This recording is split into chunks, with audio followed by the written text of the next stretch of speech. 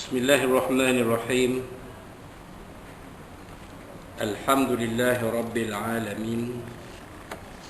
Wa bihi nasta'in ala umur dunya waddin. Nastaghfiruhu wa nastahdihi wa natubu ilaihi wa natawakkalu alaihi. Wa na'udzu bihi min syururi anfusina wa min sayyiati a'malina. May yahdihillahu fala mudilla lahu wa huwal muhtadi. وَمَا يُضْلِلْ فَلَنْ تَجِدَ لَهُ وَلِيًّا مُرْشِدًا وَلَا هَادِيَ لَهُ أَشْهَدُ أَنْ لَا إِلَهَ إِلَّا اللَّهُ وَحْدَهُ لَا شَرِيكَ لَهُ وَأَشْهَدُ أَنَّ سَيِّدَنَا مُحَمَّدًا عَبْدُهُ وَرَسُولُهُ اللهم صل وسلم وبارك على هذا النبي الكريم سيدنا وحبيبنا وشفيعنا وزهرنا ومولانا محمد المصطفى وعلى آله وصحبه ومن دعا بدعوته وتمسك بسنته وجاهد في سبيل الله إلى يوم الدين رب اشرح لي صدري ويسر لي أمري واحلل عقدة من لساني يفقهوا قولي سبحانك لا علم لنا إلا ما علمتنا إنك أنت العليم الحكيم ولا حول ولا قوة إلا بالله العلي العظيم اللهم افتح علينا حكمتك وانشر علينا من خزائن رحمتك يا أرحم الراحمين اللهم أرنا الحق حقا وارزقنا اتباعه وأرنا الباطل باطلا وارزقنا اجتنابه قال الله سبحانه وتعالى في كتابه العزيز أعوذ بالله من الشيطان الرجيم وقال ربكم ادعوني يستجب لكم صدق الله العظيم وقال نبينا سيدنا محمد صلى الله عليه وصحبه وسلم إن الدعاء هو العبادة أو كما قال صدق رسول الله صلى الله عليه وآله وسلم. Tuan-tuan, puan-puan, muslim-muslimat sekalian rahimakumullah. Assalamualaikum warahmatullahi wabarakatuh. Amma ba'd. Alhamdulillah, alhamdulillah. Pada tengah hari Selasa ini 9 Safar 1444 Hijrah bersamaan 6 September 2022 masih terpanjatkan setinggi puji dan syukur kita kepada Allah Subhanahu wa taala kita sama-sama menunaikan solat fardu zuhur berjemaah dipimpin oleh tuan imam kita Al-Fadhil Ustaz Muhammad Nur Mansur hafizahullah taala. Terima kasih ucapkan kepada Fadhil Ustaz yang imamkan solat fardu zuhur berjemaah sebentar tadi.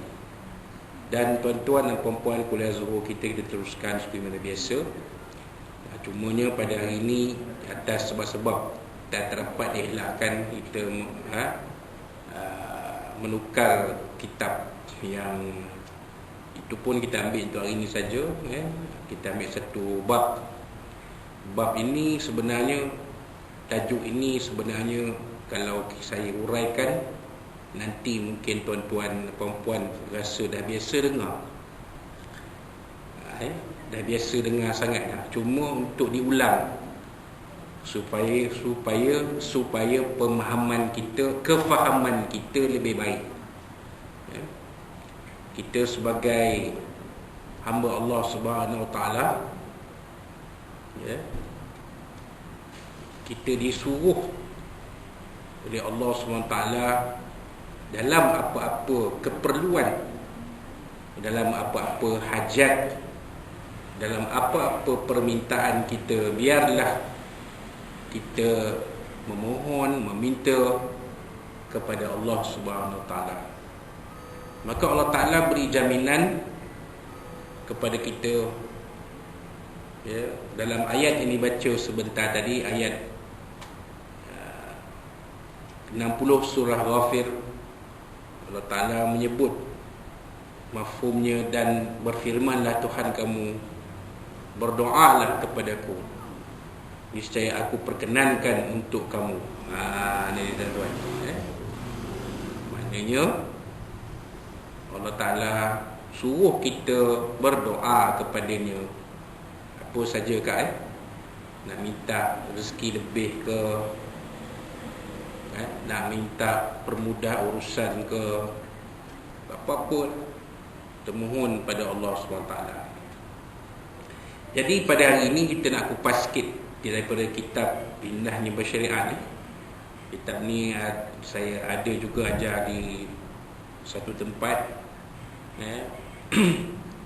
tapi dah lepas lah bab ni, bab lain. Cuma oleh kerana kita kitab Aqidah Ahlussunnah wal Jamaah Asy'ariyah dan Maturidiyah itu tertinggal di rumah. Saya tak sengaja nak tinggalkan kitab Indahnya Bersyariat, sebab kitab ni kita tak mengaji kat sini. Belum mengaji lagi. Belum mengaji lagi. Kalau panjang umur itu insya-Allah sampai. Jadi saya tertinggal kitab tu, terbawa kitab ni. Jadi kita tengah hari ni kita mengaji kitab ni. Satu bab saja, iaitu tentang doa. Jadi seorang sahabat Nabi radhiyallahu anhu, An-Nu'man ibn Bashir meriwayatkan daripada Nabi Sayyidina Nabi sallallahu alaihi wasallam, inna du'a huwal ibadah. Sesungguhnya doa itu adalah ibadah. Ibadah. Doa itu adalah ibadah. Maksudnya bila kita bermohon doa itu, kita memohon pada Allah SWT, maka ianya satu bentuk pengabdian kita kepada Allah SWT. Sebab kita menyembah Allah, maka apa-apa pun kita mohon pada Allah. Jangan memohon kepada selain dari Allah, sebab yang lain daripada Allah itu la yadurruhum wa la yanfa'uhum. La yadurrukum wa la yanfa'ukum. Tidak memberi manfaat dan mudarat kepada kita sedikit pun. Minta pada pokok kan boleh buat apa? Kan? Jadi kita minta kepada Allah, maka Allah Ta'ala akan perkenankan.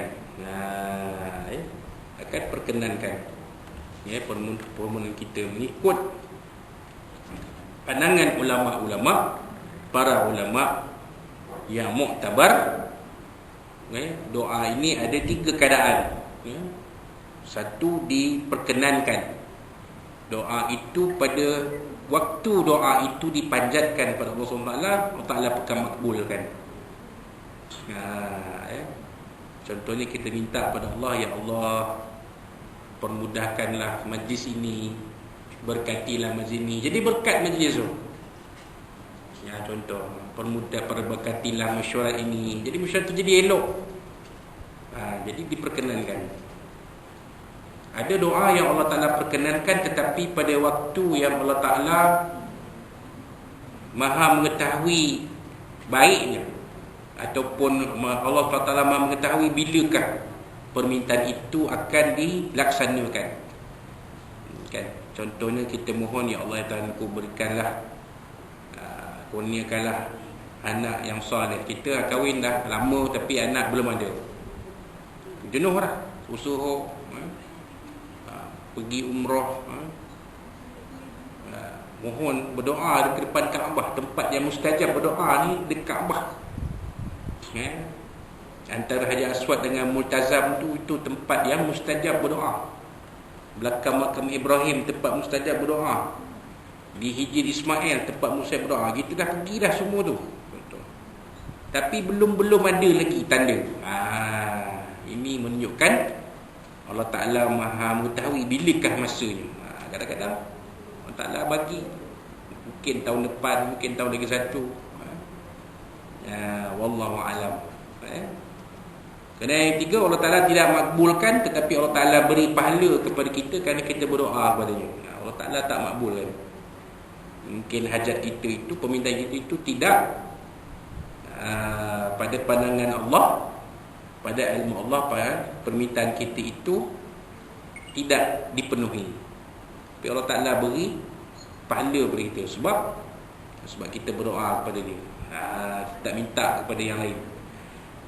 Mungkin permintaan kita itu pada ilmu Allah, pada kudrah Allah, pada iradah Allah tak sesuai. Kan?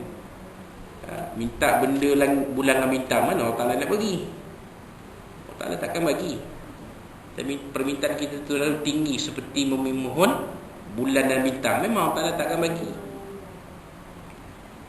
Ya Allah, ya Tuhanku, berilah aku jadi raja di Malaysia ni. Memang takkan dapat. Mana boleh yang jadi raja di Malaysia ni tuanku sultan je, tuanku raja, tuanku yang besar, tu je lah yang boleh jadi raja. Kan? Kita rakyat biasa takkan boleh jadi raja. Jadi permintaan tu tak sesuai. Tapi kalau akak minta, ya Allah, aku ni bagilah aku jadi ratu sehari, mungkinlah. Kalau akak belum kahwin ataupun akak dah lama menjanda, mungkinlah ditemukan Allah Ta'ala jodoh yang baik. Mungkinlah orang yang dah berpuluh-puluh tahun menjanda pun akhirnya kahwin juga pada usia yang sangat lanjut. Tak sangka umur 75 boleh kahwin balik perempuan. Lelaki tu biasa kan? Pak haji di kampung yang menduda dah lama tu kan? Jumpa jodohnya sama-sama jemaah masjid. Kan? Makcik tu pun lama janda, Pak haji lama menduda kan? Makcik tu lama menjanda, suami meninggal, bertemu jodoh. Lepas kahwin pergi haji pula sama-sama. Contoh Allah Ta'ala bagi permudah pula, dapat pula pergi haji, walaupun syarat usia dah lanjut lebih 70, dapat pergi. Kan? Jadi itu boleh diperkenankan Allah SWT. Tapi kalau permintaan kepada Allah Ta'ala terlalu tinggi, maka Allah Ta'ala tidak makbulkan. Tapi Allah Ta'ala bagi pahala. Sebab apa? Tak kita mohon kepada dia. Wallahualam. Jadi bila kita berdoa, tuan-tuan dan puan-puan, dia ada adab dia. Dia ada adab dia, ada tata cara dia, ada SOP dia. Kalau sekarang semenjak Covid ni, SOP je lah. Tak ada istilah yang lebih glamour dibandingkan SOP kan. Patuhi SOP kan, untuk hindari wabak Covid. Jadi ada adab nak berdoa ni pun ada SOP dia.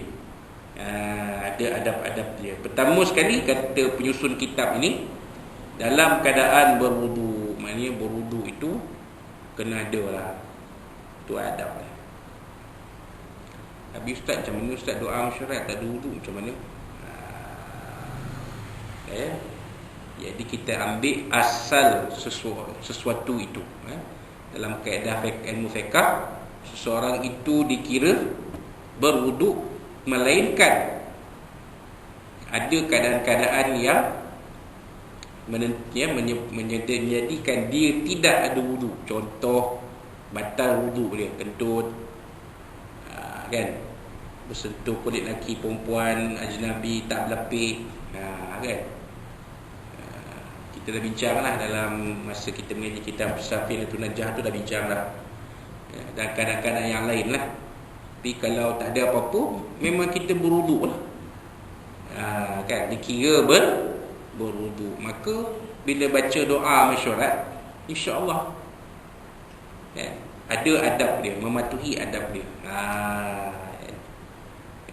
Jadi kita subuh-subuh, kita subuh, sembahyang subuh, lepas sembahyang subuh mandi itu, kalau cara saya, bila kita mandi, habis mandi kita berwudu. Sebab apa tuan-tuan? Sebab nak memperbarui wudu. Jadi kita keluar rumah tu kadang kita berwudu. Jadi kalau kita berdoa pun mematuhi adab dia. Doa makan, doa mula kerja, doa mesyuarat, ada wudu. Melainkan kalau macam saya cakap tadi lah, ada perkara-perkara, berlaku perkara-perkara yang membatalkan wudu. Contoh macam akak kata datang haid, tu memang batal lah wudu. kan? Terus hadas besar, ya, kan? Ya. Tapi boleh tak berdoa? Boleh. Ada masalah. Perempuan yang dalam haid boleh berdoa. Ada masalah. Walaupun tak ada wudu, boleh je berdoa. Ya, Jadi akak jangan pula nanti akak dalam haid, ada pula dalam majlis baca doa akak tak angkat tangan pula, akak turun tangan pula. Orang tanya kenapa akak tak angkat tangan, tak menadah tangan doa? Kenapa kak? Saya haid, tak ada wudu, macam mana saya nak doa? Tak betul juga. Kita doa je macam biasa. Urusan tentang doa itu serah kepada Allah SWT. Dia yang maha mengetahui. Yang kedua, dalam keadaan menutup aurat. Menutup aurat, ya. Belum pernah lagi ustaz baca doa, apa-apa doa pun pakai suara pendek. Tak ada lagi, Kalau baca doa sempena pesta sukan pun kita pakai titik. Pernah dulu Kak, dulu baca doa perasmian pesta rugby di Padang Ipoh tu, ingat lagi? Pakai fitik lah, t-shirt, suatrai, kasut, kopiah lah ustaz kan. Pakailah kopiah ke cap ke topiah ke yang bersesuaian lah. Boleh je kan, tak ada masalah. Janji menutup aurat. Yang ketiga, menghadap ke kiblat. Ni sebaik-baiknya menghadap ke kiblat. Tapi kalau dah dalam bilik mesyuarat BMU, macam mana kita nak tahu kiblat arah mana? Takkan nak dialih pula rostrum tu menghadap ke kiblat, kan?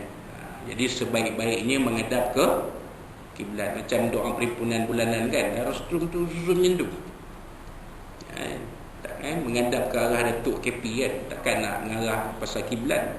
Kiblat menghadap ke arah kantin kan. Takkanlah rostrum tu nak menghadap ke arah kantin pula. Bukan arah kantin, arah ke depan ni, kan?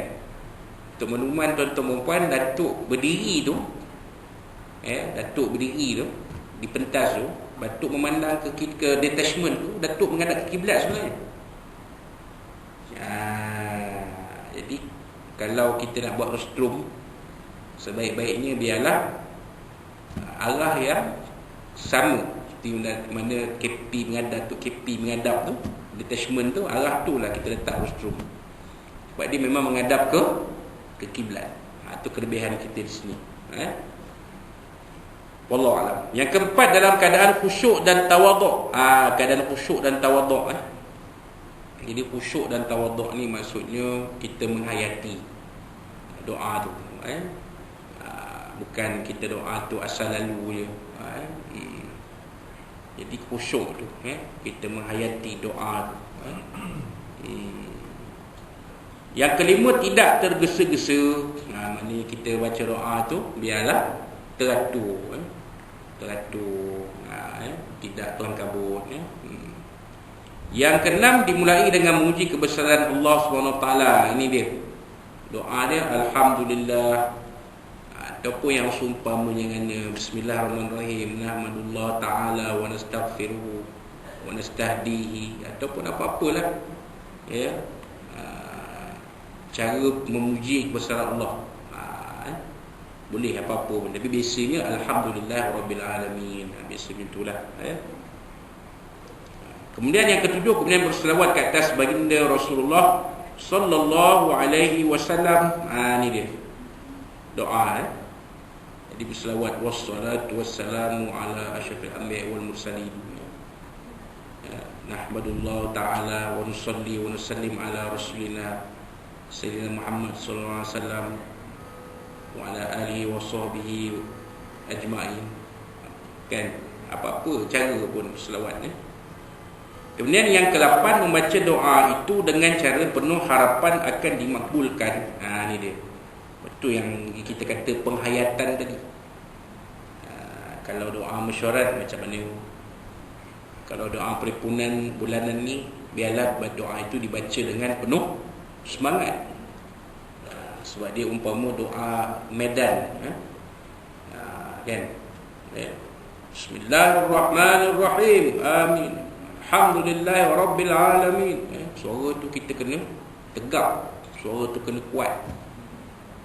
Kan? Kalau dalam dia punya syarat, janganlah macam tu.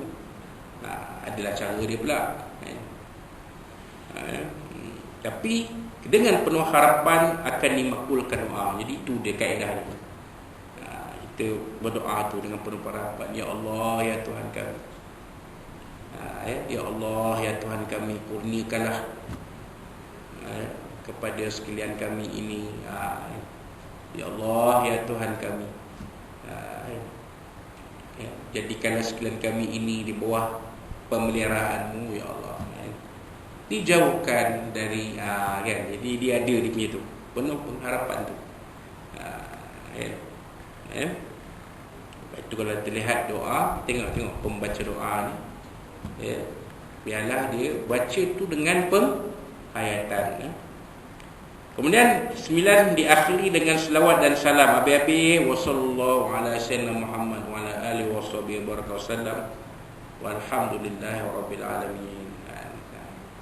Tu akhir dia. Kan? Dan yang ke-10, seeloknya kita mengetahui isi dan makna doa itu. Ni dia tuan-tuan. Jadi doa itu kita nak panjatkan kita kena tahu makna doa. Ni yang kadang-kadang orang lelaki jahat sikit. Dia tanya ustaz, doa nak minta kahwin dua dia tak? Kau baca doa ni bahasa Arab. Bila dia semayang isteri dia, dia pun baca doa dulu. Isteri dia tak tahu makna Arab. Suami dah sesuai kambing kat depan doa. Isteri aminkan, amin, amin, amin. Selang beberapa ketika kahwin si suami. Kahwin lagi dua, lagi satu. Kan? Isteri terperanjat gitu. Suami kata, jangan salahkan saya. Saya doa awak yang aminkan, bukan salah saya lah. Rupanya suami baca doa kahwin dua, tapi bahasa Arab. Tak tahu makna. Ya, isteri aminkan je. Tu nak jaga Kalau saya semayang dengan suami kita berdua semayang jemaah tu, tanya lu, bang nak baca doa apa ni? Jangan baca doa kau yang dua bang. Nanti saya tak amin kan. Wallahu a'lam. Itu cerita je lah. Tapi nak ceritanya, kita nak berdoa mesti tahu apa isi kandungan doa. Sebab itu kita boleh membaca doa dalam bahasa Melayu. Bahasa Melayu tu bahasa kita tahu makna. Dan dalam majlis kita pun, dalam PDRM ni pun, doa hampir keseluruhannya dalam bahasa Melayu. Cuma pembukaan, penutup atau bahasa Arab lah, itu kita tahu. Kan, makna dia kita tahu. Jadi tak adalah doa-doa yang lain, Rabbana atina fid dunya hasanah, tu kebanyakan orang tahu makna dia. Kan? Berikan kurniakan kami kebaikan di dunia dan kebaikan di akhirat, dan jauhkan kami dari azab neraka. Itu semua kebanyakan orang tahu doa tu. Itu doa. Yang lain tu teks doa tu dalam bahasa Melayu. Wallahu a'lam. Baik, maka diberikan di sini 4 syarat doa untuk makbul. Jadi nak doa kita makbul ada 4 syarat. Pertamanya, menjaga makanan dan minuman supaya tidak terambil yang haram dan yang syubhah. Ini disebut dalam hadis Nabi.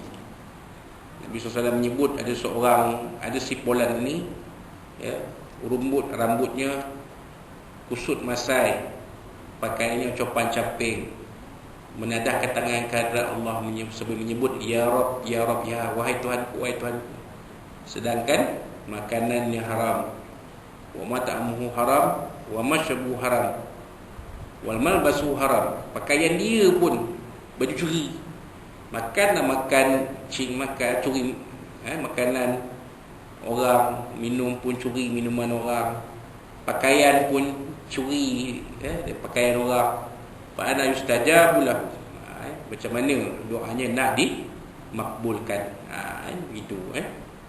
Kemudian yang kedua, harta yang digunakan jelas bersih dan halal punca perolehannya.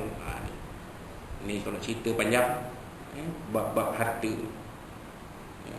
Jadi harta kita ni biarlah harta yang baik, datangnya baik, datangnya bersih.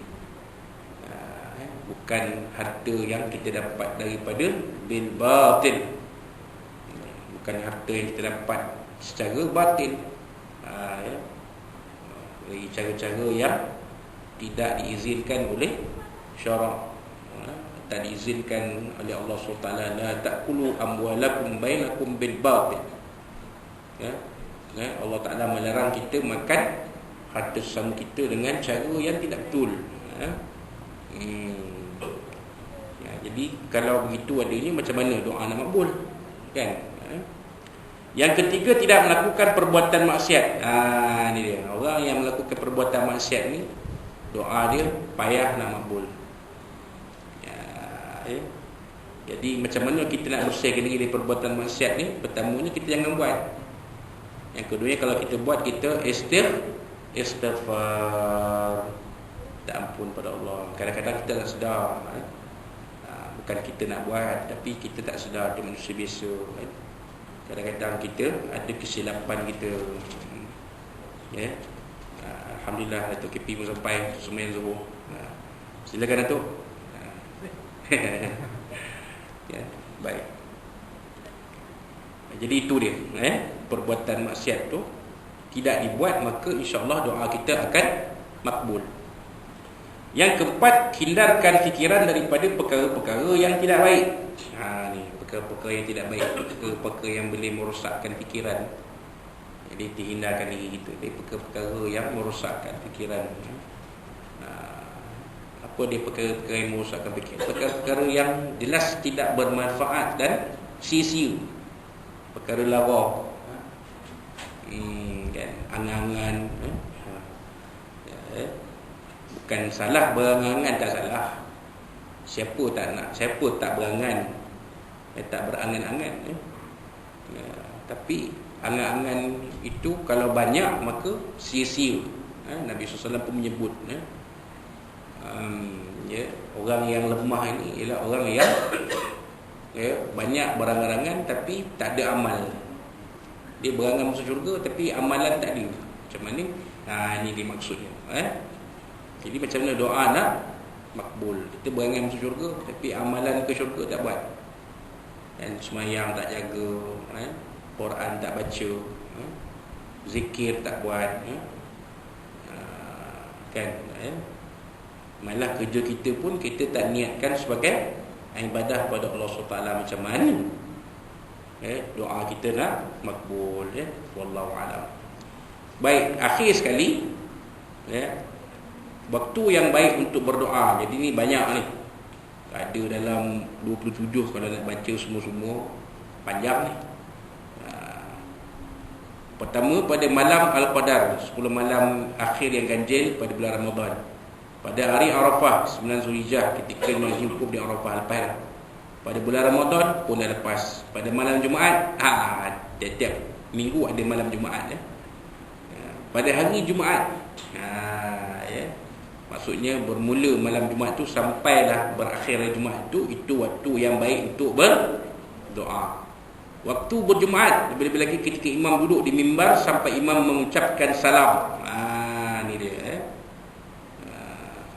Jadi itu dia waktu Jumaat. Jadi waktu Jumaat ni ada beberapa waktu yang disebut oleh Nabi SAW, antaranya ketika imam duduk antara dua khutbah. Waktu itu waktu mustajab doa. Lagi satu, sebelum berakhirnya waktu Jumaat. Maksudnya lepas sembahyang Jumaat tu, masa imam berdoa tu, itu pun waktu mustajab berdoa. Kemudian selepas waktu asar, selepas solat asar sampai waktu maghrib, itu pun waktu mustajab berdoa. Wallahu alam. Pada tengah malam, tengah malam, seperdua malam yang kedua selepas 12 malam, sepertiga malam yang pertama jam 6 hingga 10 malam, daripada maghrib sampai 10 malam, sepertiga malam yang akhir selepas jam 2 pagi. Ini kalau terjaga, kalau terjaga. Dan ada setengah-setengah orang dia melazimkan diri dia bertahajud pada akhir malam. Kemudian pada waktu sahur sebelum fajar. Ni dia. Waktu sahur tu maknanya akhir malam, akhir betul tu, pukul 5 suku. Kalau kita terjaga tu, buat tahajud 2 rakaat tu, itu waktu tu. Sesudah berwuduk, habis berwuduk kita berdoa, kan? Itu pun waktu mustajab doa. Ketika orang azan untuk solat, jangan waktu azan doa. Selepas azan tu, antara azan dan iqamah, waktu 10 minit tu. Azan tu nak iqamat tu, lepas azan tu, kan orang semayang qabliyah tu, tu dia, waktunya. Ketika orang mengucapkan iqamah, mana habis iqamat dululah, doa tu. Ketika berbaris berjalan bersama menuju ke medan perang Sabil, peperangan mempertahankan ajaran Islam, ya tu, Mesir tu. Jadi ini keadaan yang tak berlaku tiap-tiap masa. Jadi kita ambil sebagai ilmu saja. Dalam pertempuran di medan perang, ini pun super lah. Pada akhir tiap-tiap solat fardu, macam tadi, macam nanti asar sekarang, itu dia waktu yang baik untuk berdoa. Pada waktu sedang sujud dalam solat atau di luar solat, ini Nabi SAW sebut dalam sebuah hadis, aqrabu ma yakunul abdu min rabbi azza wa jalla wa huwa sajid. Paling dekat seseorang hamba Allah itu dengan Tuhannya ketika dia sedang sujud. Maksudnya bukan dekat jarak. Ini bab tauhid kena faham. Mati datuk kena faham. Bab tauhid ni kena faham. Jangan kita rasa bila Nabi sebut paling dekat tu maknanya jarak kita dengan Tuhan tu dua betul-betul dekat kepala kita, bukan. Itu kita dah menyerupakan Allah dengan makhluk. Sebab Allah Ta'ala ini dia tidak bertempat. Allahu mawjudun bila makan. Allah Ta'ala itu walam yakul lahu kufuwan ahad. Allah Ta'ala itu takkan sama dengan makhluk. Dia tidak ada jarak, tidak ada tempat, tidak ada masa, tidak ada. Itu benda gaib. Bila benda gaib kita tak tahu macam mana yang Allah Ta'ala Quran sebut Ar-Rahman al-Arsy istawa. Allah Ta'ala tu bersemayam di atas arsy, macam mana kita tak tahu. Kita tak boleh takwil. Sebab benda tu benda gaib. Walaupun arsy tu memang ada. Arsy tu memang ada. Maknanya diterjemahkan oleh para alim ulama sebagai singgah sana Allah Ta'ala. Jadi hakikat kita tu pada ada tempat lah. Jangan kita umpamakan Allah Ta'ala tu bersemayam di atas arsy seperti raja bersemayam di atas singgasana. Jadi rosak gila kita. Cuma macam mana itu kita tak tahu. Wallahu a'lam. Habis itu. Macam mana dia kata Ar-Rahman ala arsy istawa, itu terserah pada Allah. Kita tak tahu. Dan kita pun tak boleh kata ikut cara dia lah, ikut cara Allah lah. Tak boleh. Pun tak boleh. Itu pun bahaya lah. Sebab kita mentashbihkan Allah, menyerupakan Allah dengan makhluk. Paling selamat Allah Ta'ala Maha mengetahui. Tak payah kita nak fikir-fikir. Allah Alam. Sebab Allah Ta'ala tu tak bertempat. Itu kepercayaan kita. Kita tak boleh kata Allah Ta'ala duduk kat atas. Allah Ta'ala duduk mana? Kat langit. Rosak akidah kita. Habis. Wallahu a'lam. Baik. Ketika sedang baca Al-Quran, ni dia waktu berdoa, baca Quran, habis baca Quran kita doa. Setelah tamat baca Al-Quran pun begitu. Ketika minum air Zam-Zam, kalau ada air Zam-Zam minum tu doa. Sebab apa? Sebab Nabi SAW kata ma'u Zam-Zam lima syuribalah. Air Zam-Zam itu untuk apa yang diminum dengannya. Kalau kita minum air Zam-Zam sebagai ubat, jadilah dia ubat. Kalau kita minum air Zam-Zam tu nak menghilangkan dahaga, jadi hilang dahaga. Walaupun minum hanya secawan, hilang dahaga. Walaupun sehirup, hilang dahaga. Kalau kita niat air Zam-Zam tu jadi air pengasih, jadi air pengasih. Kan? Isteri kita marah-marah bagi minum air Zam-Zam. Ya Allah, jadi air Zam-Zam ni aku nak bagi minum isteri aku ni, nak bagi dia baik perangai. Baik perangai. Suami akak macam tu lah. Suami tu ganas pun. cengim tu, nak bagi dia lembut, nak bagi dia tu lunak. Bagi Zam-Zam tu. Tapi jangan niat-niatkan bagilah lembut semua jadi lembut awal ni, letih. Daripada garang kemain jadi pondan kemain. Kacau tu. Jadi niat tu kena doa tu kena betul. Minta suami kita ni jadi suami yang baik, yang tertib. Garang ni garang kat kerja tak apa, jangan garang kat rumah. Garang kerja tak apa, memang kerja sebagai anggota polis dia kena garang. Tapi jangan garang di rumah. Kat rumah pun dia hayun isteri dia to the blue corner. Kacau. Garang tempat kerja tak apa, jangan garang di rumah. Biarlah kalau tidaknya, kalau tak jadi macam Nabi pun ikut macam Nabi, kan? Khairukum li ahli wa ana khairukum li ahli. Nabi SAW sebut sebaik-baik kamu adalah yang baik pada keluarga, dan aku yang paling baik pada keluarga aku. Serumpanya kalau tak jadi macam Nabi pun kita ikut macam Nabi. Nabi ni macam mana? Di rumah dia baik dengan isteri dia, baik dengan anak dia. Kan? Ini tak, kadang-kadang kita ingat dulu dalam cerita dulu kan. Ayah kita balik dengar bunyi motor masing-masing dah menyerok dalam bilik. Ni tadi dekat depan rumah tengah main lah, apalah, main dam lah, main ini lah, tengok TV lah, atau main terbalik lah. Kan, petang dulu kartun pukul 5 dulu. Ayah balik pukul 6, dengar bunyi motor, cam lah bunyi motor tu. Motor tu banyak motor jenis tu. Kan, kalau katalah motor cup tu, motor cup C70 lampu bulat tu kan, banyak je. Tapi bila ayah kita balik dengar bunyi senyap sunyi rumah. Ada tu. Pasal abah tu garang tu. Dia berdehem. Senyap. Tak berani. Tapi sekarang budak-budak sekarang lain juga kan. Dengan abah pun boleh kurang ajar. Itu budak sekarang. Budak dulu bukanlah kata bapak garang tu tak bagus. Bagus. Apa ni, tak bagus. Bagus sebenarnya. Dalam kadang-kadang tertentu bagus. Tapi maknanya Nabi SAW ni dengan anak-anak ni tidak macam tu. Tidaklah sampai anak-anak tu takut kan. Ada macam tu kan. Wallahu alam. Baik, kat mana tadi? Pada waktu ayam jantan berkokok awal pagi, waktu pagi. Biasanya ayam berkokok, jantan berkokok ni pukul 4 lebih. Apabila ayam tu melihat fajar kazib. Apa fajar kazib? Fajar tipu. Apa fajar tipu? Tu yang bila nampak kat langit timur tu nampak ada cahaya merah-merah, tu fajar kazib.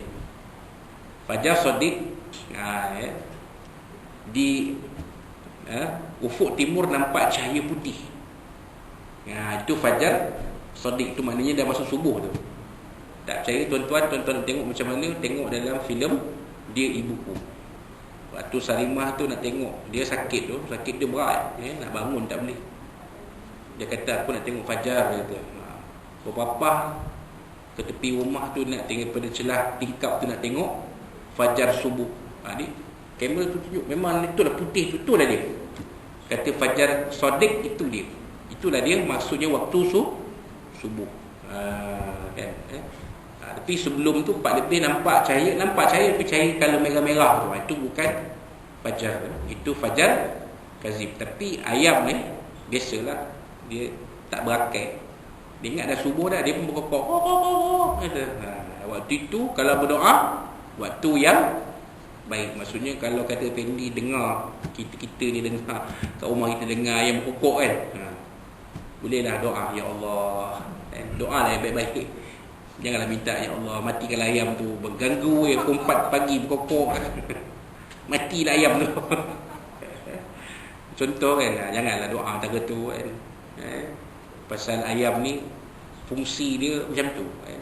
Bagus juga kan. Kurang-kurangnya kita terjaga kupat lebih tu, kita boleh semayang tahajud kan.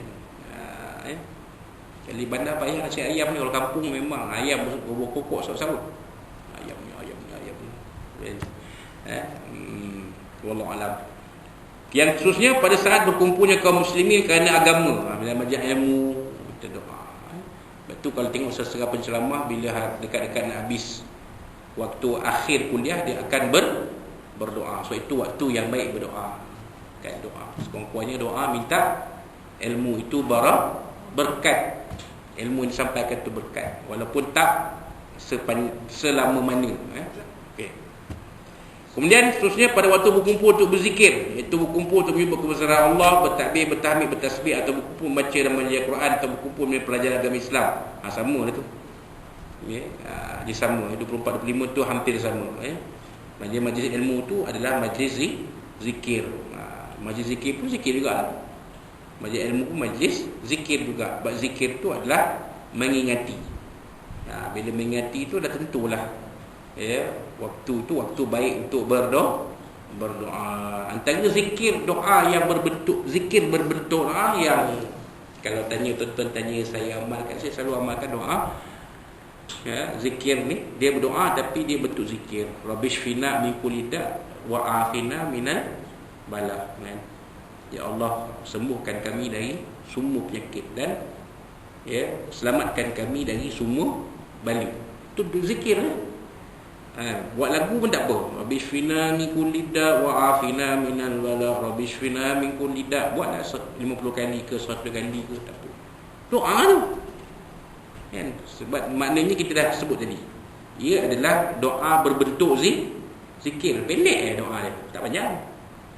Rabbish fina min kulli da wa afina minal bala. Dalam keadaan sekarang ni elok kita amalkan doa tu.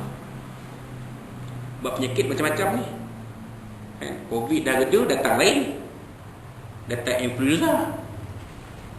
Sebelum influenza datang HFMD, apa tu? Foot mouth disease datang tu pula. Jadi elok kita amalkan doa. Kita buatkan sebagai zikir. Ambil tasbih pun kita. Rabbish fina min kulli da wa afina minal bala. Rabbish fina min kulli da wa afina minal bala. Buatlah sebanyak mana yang kita mahu. Kemudian seterusnya, ketika menutupkan mata orang yang telah meninggal, kita tutup mata tu, berdoa, ya Allah, Allahumma ighfir lahu warhamhu wa'afihi wa'fu anhu. Allahumma ighfir laha warhamha wa'afiha wa'fu anha.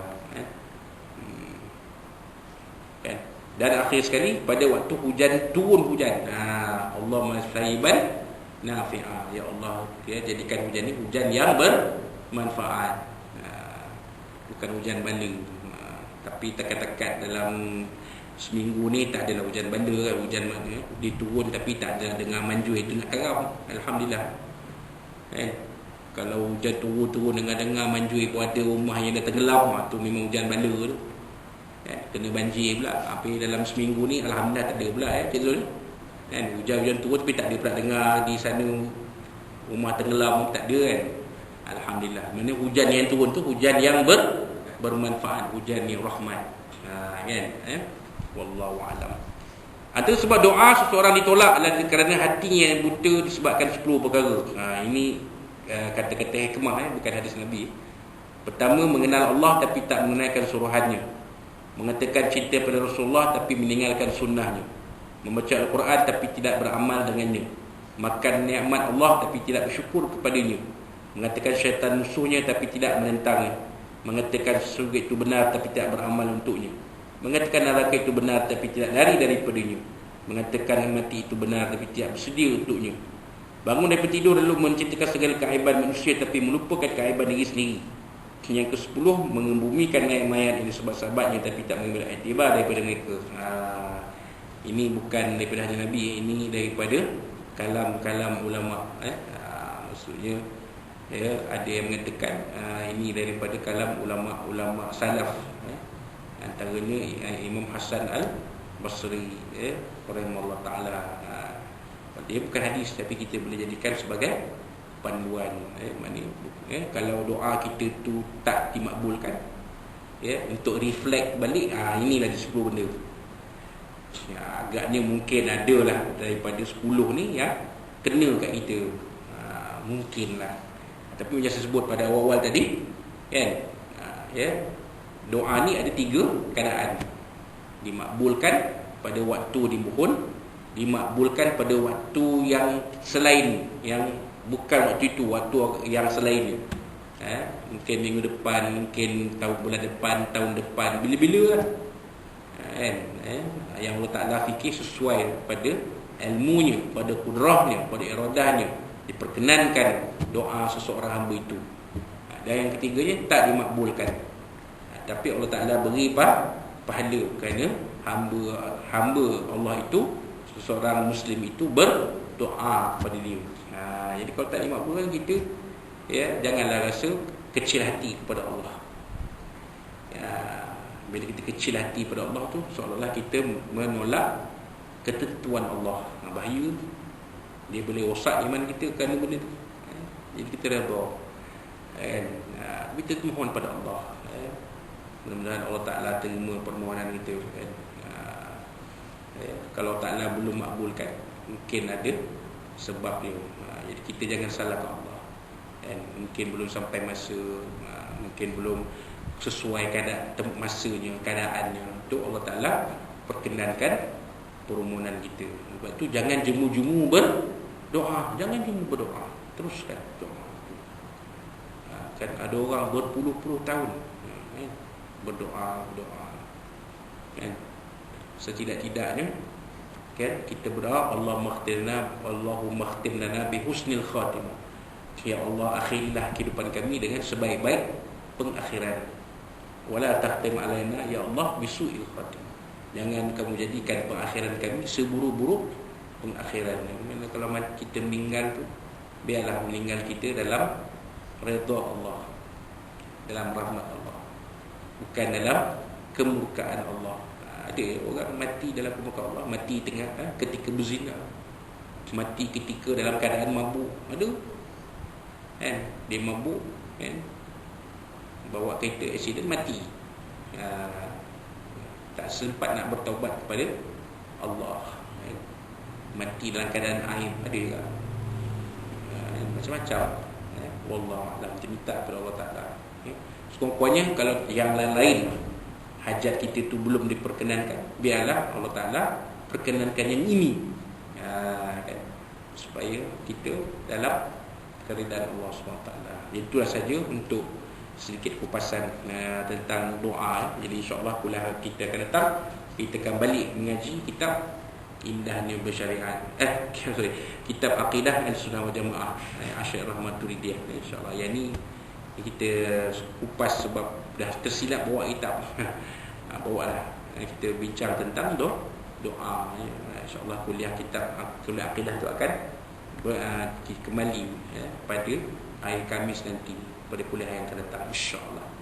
Jadi itulah saja untuk tengah hari ini. Ambil dari Allah SWT. Yang kurang itu daripada kita semua. Wallahu rasuluhu alam. Barakallahu fikum. Qul qul azza wa azim li wa lakum. Wabillahi taufiq. Assalamualaikum warahmatullahi wabarakatuh.